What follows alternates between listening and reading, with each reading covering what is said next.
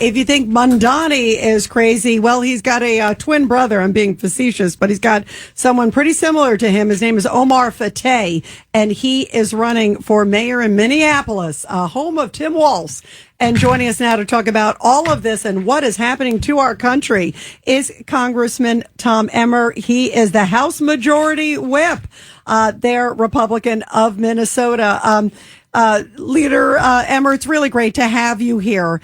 And boy, oh boy, when I see some of the comments from Omar Fateh, who's in your neck of the woods, it's very similar to what Mondani is, and it's part of I think, a troubling trend. Yeah, Rita, great to be with you and John.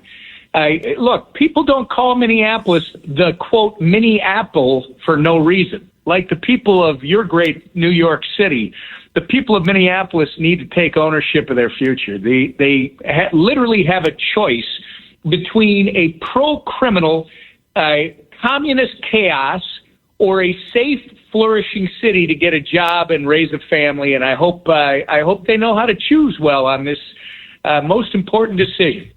How much of a trend do you see this is? I mean, we had Bernie Sanders in our neck of the woods campaigning for Mondani, and he was literally, first of all saying this is going to be part of a national trend. They fear us, but we're coming.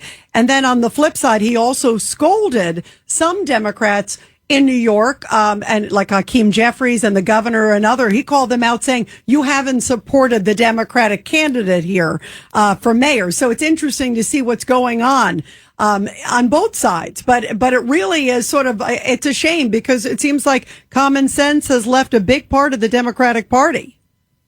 Yeah, well, and you're being very kind, Rita, because, listen, your Mamdani the commie, there is nothing democratic about him. He is a Democrat, there's no question, but we keep referring to these guys as democratic people. They're not. They're not even socialists anymore. They're Marxists. They're worse. And the issue is it's not going to be a national trend. If it was, you wouldn't have Donald J. Trump. Donald Trump literally is the problem that they have. They've been taking our country away from us with woke judges on these courts making rulings that are frankly against the interest of the law-abiding, tax-paying American citizens. They've been dumbing down our justice system so that you've got criminals like this guy in Charlotte who was arrested 14 times and released every single time. These are the things that the public is watching. Yes, you got a problem in New York. We got a problem in Minneapolis. There are pockets like this. Sometimes people have to learn the lesson firsthand. But the good news is this is a great big country, and the vast majority of this country are freedom-loving, liberty-minded Americans who are going to protect why this country is great. That's why they voted for Donald Trump, because he's here to make America great again, and he is doing it. Congressman, in New York, we have an additional problem. He went from 1% to 50% in like 2 months, and somehow $50 million showed up in the Working Families Party C4 account.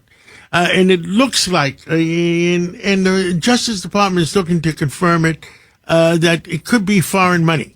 Have you had any sign of that in Minneapolis? Not that we know of. Remember, ours is a little different. You had this ranked choice vote that you're dealing with. Omar Fatah, who Rita was talking about, is a Somali immigrant who was initially he got his nomination through an endorsement process. It was a convention. So it wasn't like a vote where you go into the precinct. These are delegates that came together. They're Democrats in Minneapolis. And he won the endorsement on that Saturday after a lot of haggling. And then about a week later, John, I think it was because of Mamdani the commie. I think everybody recognizes that understands Democrat politics, that this is going to be a major problem for them across the country. If Mamdani is going to be the poster child of Marxism, Islamicism, whatever you want to call it, in New York City. And so guess what? In Minneapolis, they pulled Omar Fatah's endorsement alleging there were voting irregularities, and now there's a move to try and restore it. So they're divided. They're fighting with each other. There is a fight right now for the soul of my grandfather's Democrat Party, and we'll see. I think ultimately Donald Trump is showing everybody the direction that is the way to go if you want to be successful in American politics. I think some of the Democrats are really, really, well, they're worried that they're going to be identified as the Socialist Party of America versus the Democratic Party of America. Yeah, well, they already are the Socialist Party as far as I'm concerned. The problem I think they should really be worried about is they have become Marxists. We literally have Marxists who are carrying cards here in Congress.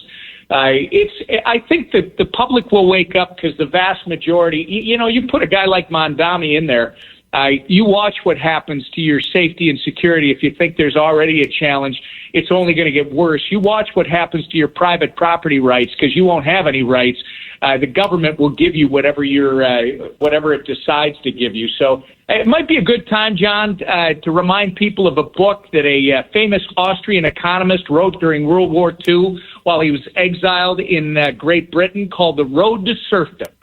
Because it applied then, it applies now. It literally was a story about to these academic elites telling them that this idea of a socialist utopia, right, where the government will take limited resources and make sure they allocate them fairly.